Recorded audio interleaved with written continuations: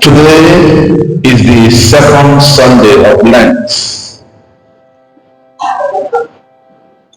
and today's reflection is what I titled, Who is on your mountain of influence? Who is on your mountain of influence?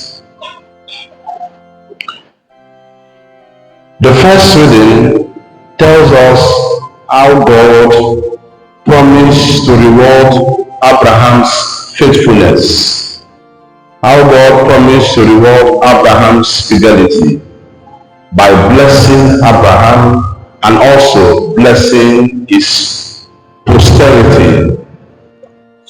In the second reading, St. Paul, writing to the church in Philippi, encourages Christians to imitate him and other fathers of faith.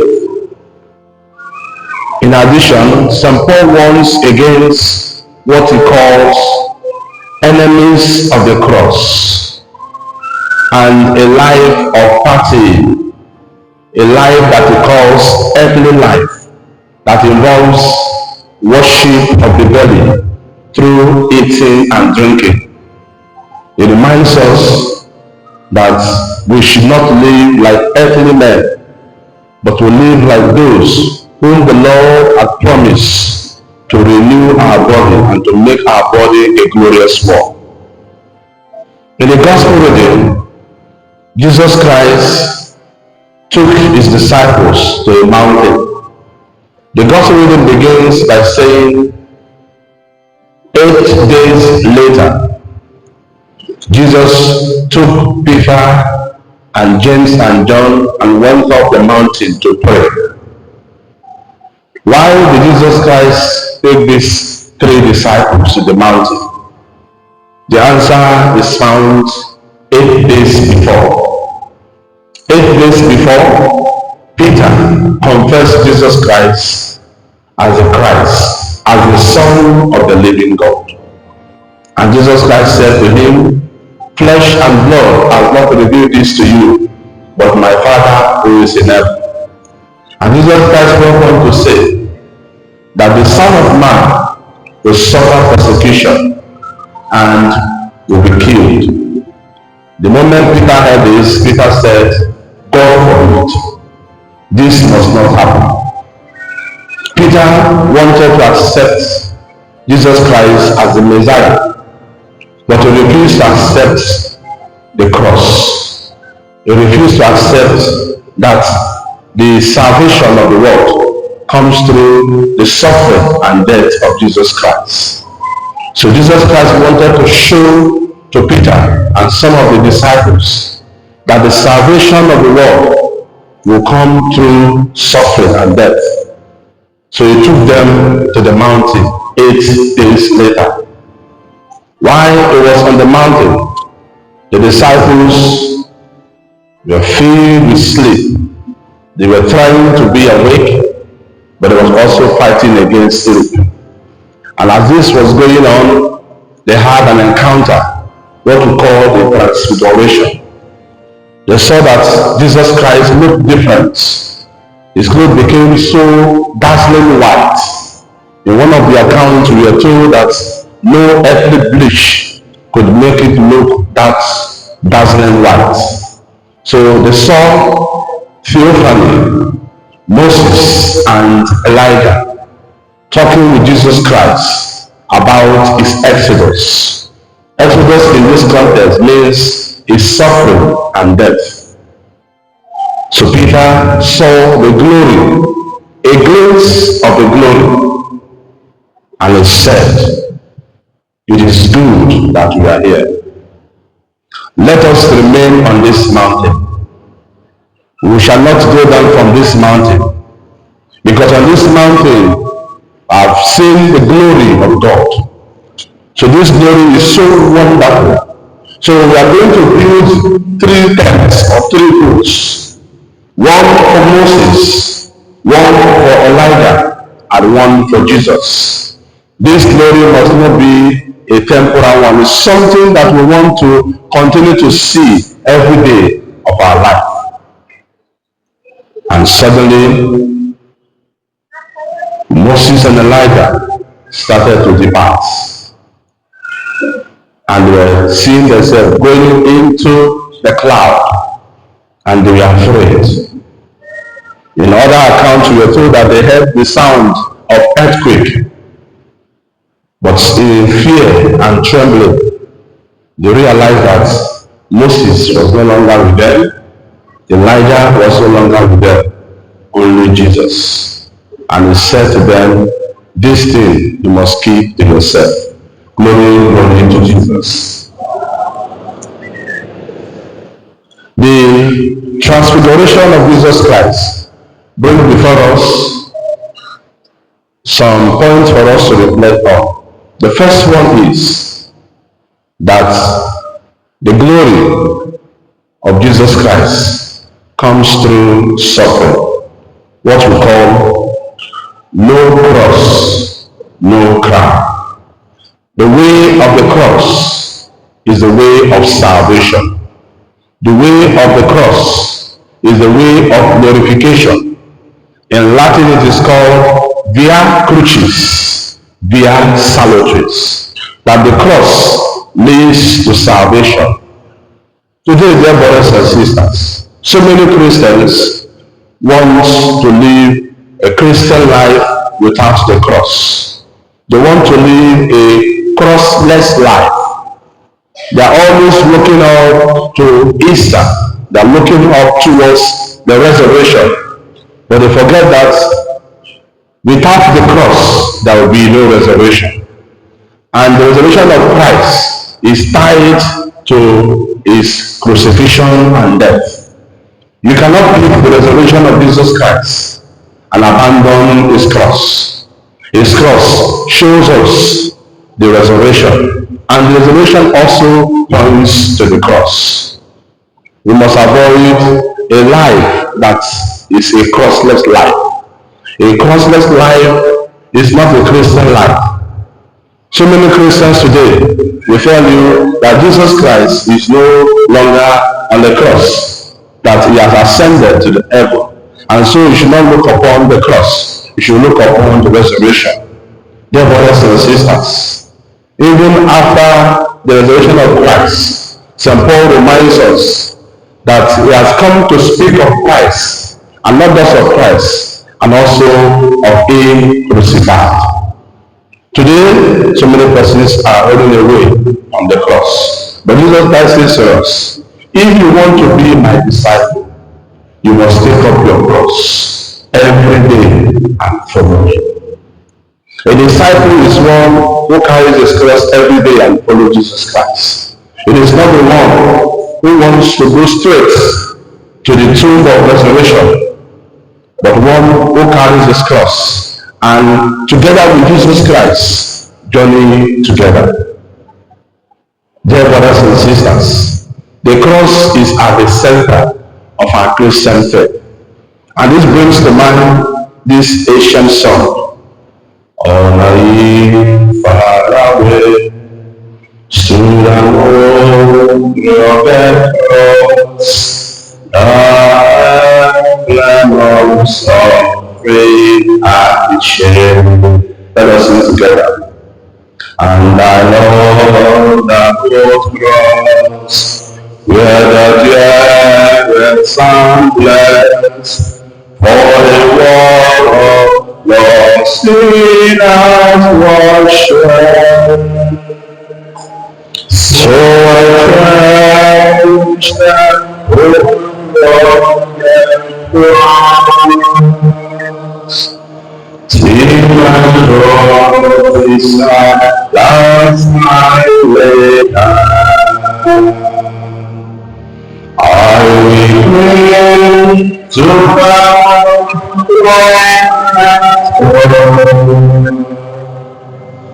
I will say someday,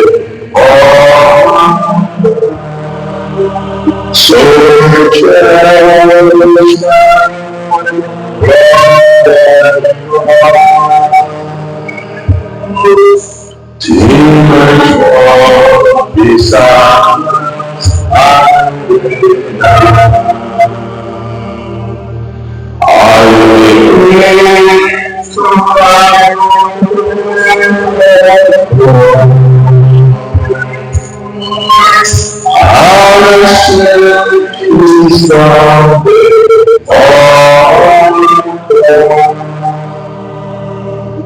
The second reflection is to remind us what happened on the mountain of transfiguration. Moses and Elijah appeared. As you all know, Moses represents the law. It is called the law of Moses, or the Pentateuch, or the five books of Moses. Elijah represents the prophets. And these two men appeared on the mountain alongside with Jesus Christ and assured him that the way of the cross is the right way. It is the way of salvation. This revelation is what we call a paradigm shift. In the sense that in the Old Testament, the authorities are the law and the prophets. The authority is Moses and Elijah. And these two men are pointing to Jesus Christ, that this man, the Son of God, is now the new law, is now the new prophet, is now the new teacher, is the one we listen to, is the one who has the authority to teach. We have surrendered everything. Before now, we prepared you through our own limited teachings. But this man, the Son of God, he will lead you to the complete truth. And so it is no longer Moses, it is no longer Elijah, it is now about you, Jesus Christ. He is our teacher, he is our lawgiver, he is our prophet. Whatever he says, we are going to do. And whatever he has forbidden, we will not do. That is why we call ourselves Christians. Not followers of Moses, not followers of Elijah, but followers of Jesus Christ. He is our supreme court. He is our court of appeal. He is everything to us. But unfortunately, some Christians still run to Moses. Some Christians still run after Elijah. But the same Elijah and Moses that they are running after, I've told them, this is Jesus Christ, the Son of the living God. Listen to him. Somebody is telling you, listen to him. And some of us are still running after the person. What do you have to say? What can you do for us? And it's pointing to you. This is the man that I've been preparing you to meet. As John the Baptist said, that I must decrease and he must increase. Those who follow Moses, those who follow Elijah, are those who are running after prophets. Those who are running after prophets. For prophets, man of God, prophet of God, prophesy. Prophesy for me. Prophesy into my life. Man of God, Moses, Elijah, what can you say about my life? Look into my life. What can you say? But the same Moses and Elijah is telling us today, look at Jesus Christ. He is the new prophet. He is the new lawgiver. Everything before now was a preparatory stage. Now is the final and ultimate stage where we encounter the Son of God, the one who has all power and all authority. Glory, glory to Jesus. So all we need to do is to follow the advice of Moses and Elijah and to go to Jesus Christ. And whatever he says we should do, whatever he commands we must obey, because he is the Son of God. Glory, glory to Jesus. Glory, glory to Jesus. And a voice came from the cloud and said, This is my beloved Son, the chosen one. Listen to him. Listen to him. In John's Gospel chapter 2, Mary said, do whatever it tells you. The question we must ask ourselves, are we following Jesus? Are we listening to Jesus? Are we obeying Jesus? Or are we running after men and women? Are we running after prophets and prophetess? Are we running after seers and diviners? Or are we listening to Jesus? Because he is the Son of God, the one who has all the power and authority. Our teacher, our Lord, our prophets, our everything. So we must begin to listen to him. And as Mary commanded, we must begin to obey him. Because you cannot call yourself a Christian and you don't keep the words of Christ. You cannot call yourself a Christian and you don't follow the teachings of Jesus Christ. And he has told us, come to me, all you that are labor and are burdened, and I will give you rest. When we go with the Lord in the light of his words, what a glory he shines on our way. While we do his good will, he abides with us day, and with all who will trust and obey, for there's no other way to be happy in Jesus, or to trust and obey. Trust and obey, for there's no other way to be happy in Jesus, or to trust and obey. We must trust and obey Jesus Christ. The third reflection is the faithfulness of Jesus Christ. There are so many persons that we call our friends today. When the chips are down, when we face trials, our friends will not be available. When you call them, they will not pick. So when the apostles encounter this earthquake, confusion, and fear enveloped them, they thought they were going to die.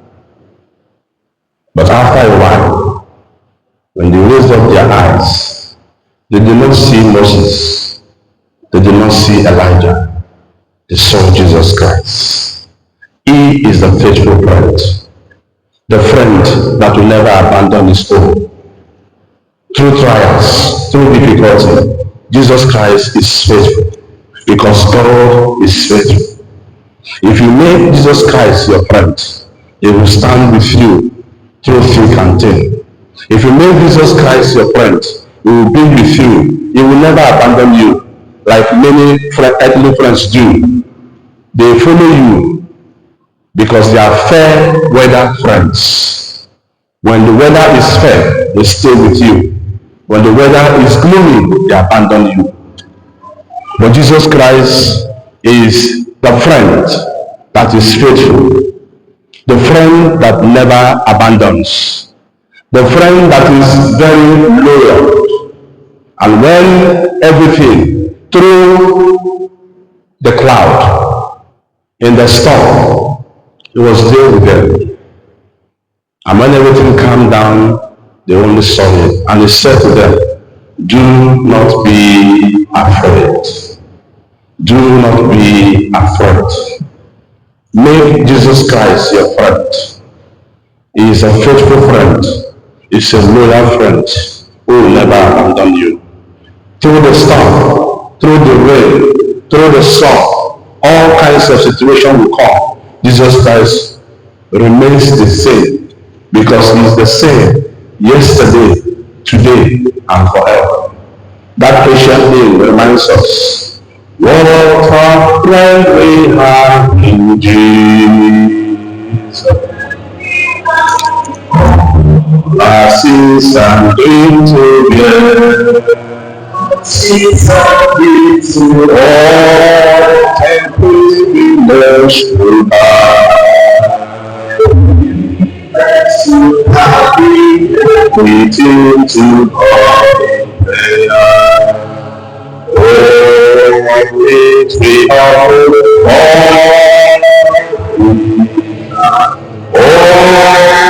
goodness, Savior, oh, because we do not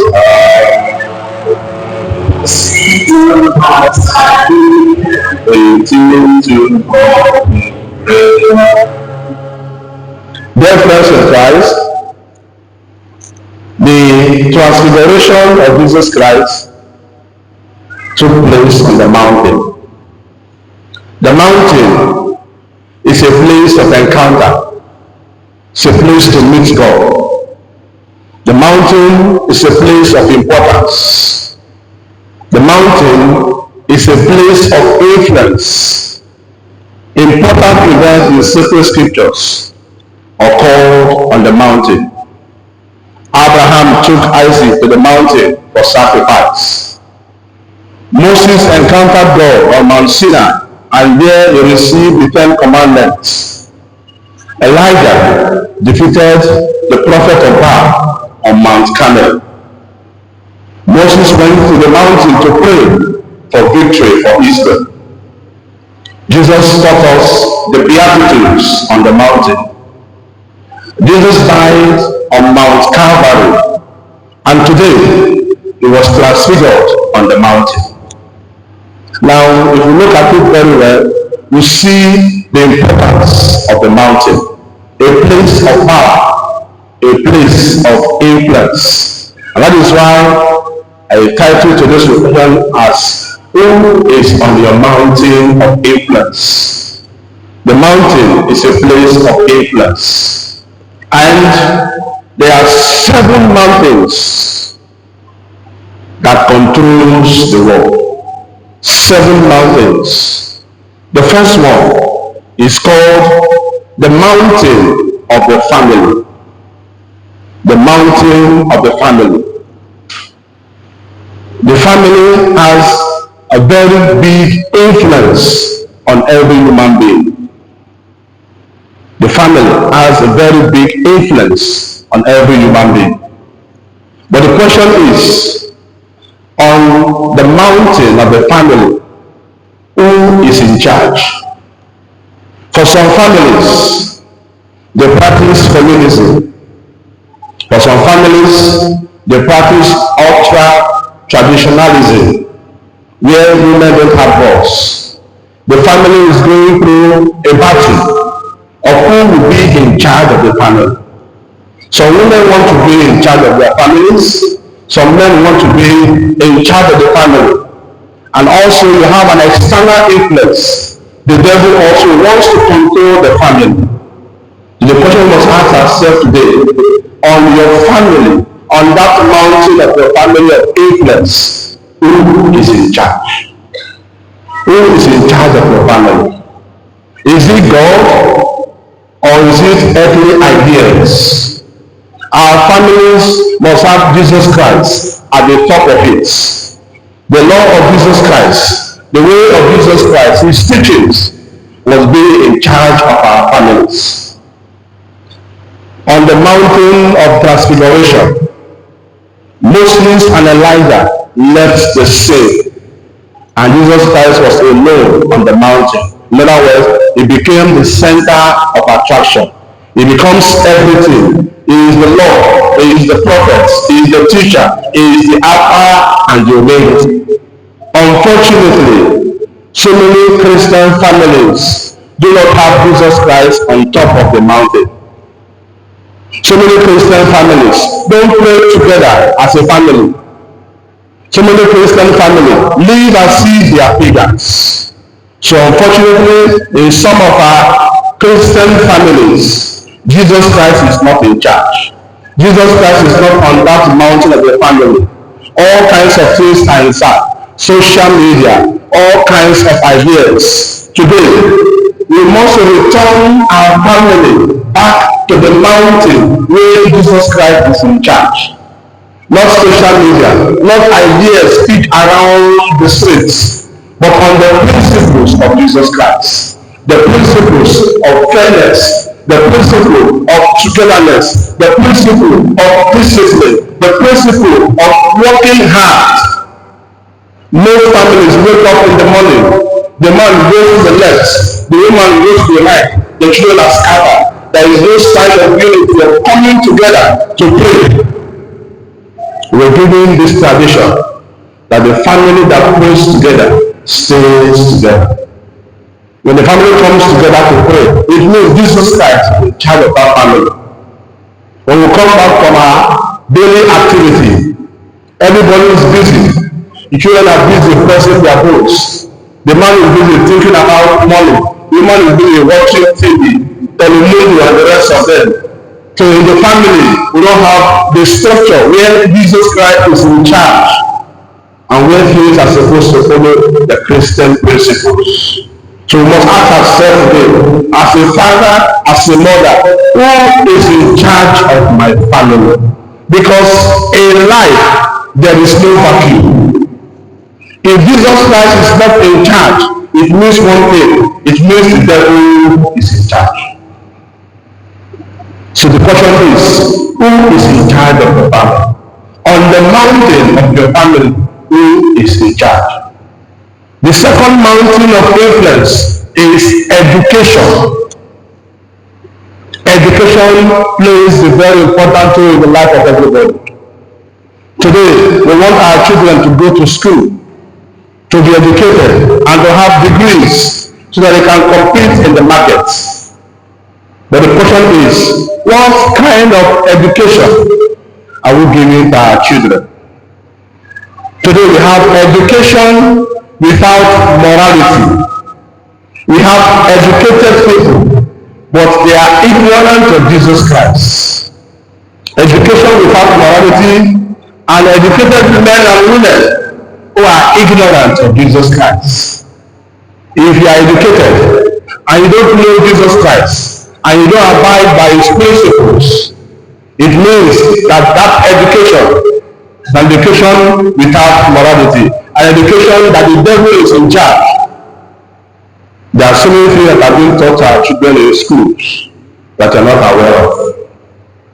That a man can marry a man, a woman can marry a woman, a man can marry a dog, a woman can marry a cat, in the name of freedom of speech and freedom of expression. That is not education where Jesus Christ is in charge. Education must go with morality. That is why even in awarding degrees are awarded under two conditions. What are the conditions? Learning and what? Hey. Learning and what? Character. In other words, even if you are intelligent and the school of miracles comes to the fact that you are a tortoise, you will not be allowed to graduate because in character you are what? Failed. So learning goes with what? Character and intelligence. They go together. Character and intelligence. You don't choose. So on the way we educate our children, is it in the godly way or in the secular way? We must return education back to Jesus Christ. We must return education back to Jesus Christ. That is why we must encourage our children to go to Catholic schools, where they can also learn morality, not just intelligence. The third mountain is called the mountain of the media. The media is very powerful. The media is very powerful. The media has a lot of philosophies and biases that they are built on. We must be careful. The media must also be directed by Jesus Christ. The fourth mountain is the mountain of entertainment. The mountain of entertainment. What do we see today in our entertainment world? Indecent dressing. What is the connection between advertising Coca-Cola and a woman who is half dressed? Indecent dressing, pornography, and all kinds of vulgar languages, even in the music that we listen to. Because some of us don't take time to listen to the lyrics, we only dance to the tune. What is the message embedded in those songs? The words of those songs, do they give glory to God, or they define sin and evil and indecent dressing? What is the connection between entertainment and nudity? Entertainment and indecency. Nobody says you should not be entertained. You can be entertained in a Christian way, in a godly way. You don't need to go down into hell because you are looking for entertainment. You don't need to be naked because you want to entertain others. No. You can be decent even in the way you participate in entertainment. The fifth mountain is the mountain of religion. Religion is very powerful. But today, religion has turned to something else. Because pastors, men of God, have directed the people's attention to themselves, not to Jesus Christ. Elijah pointed to Jesus Christ. Moses pointed to Jesus Christ. But today, pastors and men of God are directing people to themselves as the Alpha and the Omega. People are no longer looking for Jesus Christ, but are looking for prophets who will tell them what is going to happen in 2 years' time, who will tell them what to do and what they should not do. Whereas Jesus Christ has taught us in the scriptures how to live our lives. But we have abandoned Jesus Christ and are going after men and women who will always direct us to themselves and not to Jesus Christ. Religion, Christianity, is a system of knowing God, loving Him, and serving Him, and being of service to our brothers and sisters. The sixth mountain is the mountain of business. The mountain of business. In business, you either bring in Christ or you bring in Mammon. In business, you are either in the secret place or in the secret court. It's either in the secret place or in the secret court. It's either you are doing your business with the principles of Christ, or you are doing your business following the principles of the devil. As Christians and as businessmen, we must also bring in Jesus Christ into our businesses, so that we are going to sanctify our businesses. And even in our businesses, we are doing the right thing and working our ways towards salvation. And the seventh mountain is the mountain of politics and governments. After God, the most powerful entity is government. That is why we always encourage Christians to be actively involved in politics, in government. Some years ago, everybody was going to Anambra State to go and do anything, so that we make money. But in less than 1 month, Anambra State that looked ungovernable became normal. The government knows everybody. Government knows thief. They know arm robber. They know fraudsters. They know where they live. If the government wants to do the right thing, they do the right thing. So there is nobody that is bigger than the government. So just few weeks, as we do, I tell Catholic audio about women leaders. What happened to Anambra State? What happened? It became calm. Government knows everything. If government is not active, It's because what is happening is following their directly or indirectly. So criminality is not bigger than governments. Boko Haram is not bigger than governments. If it is happening, it means the government is aware and tacitly sanctioning it. So anybody that wants to be useless or want to think like a terror, the government knows where you are living. They know your phone number. They know where you are going to today because they listen to your conversation. In case you don't know, they are tracking you. So government is very powerful. And so we encourage Christians to be actively involved in politics, starting from your estates, in your landlord and tenant association. Are you there? Some of you feel it's not important. It is very important. You have to be there. If there are meetings, you have to be there. That is what we call what government. It's very powerful because they can make policies that can destroy people's life. Dear brothers and sisters, today we ask ourselves, who is on your mountain?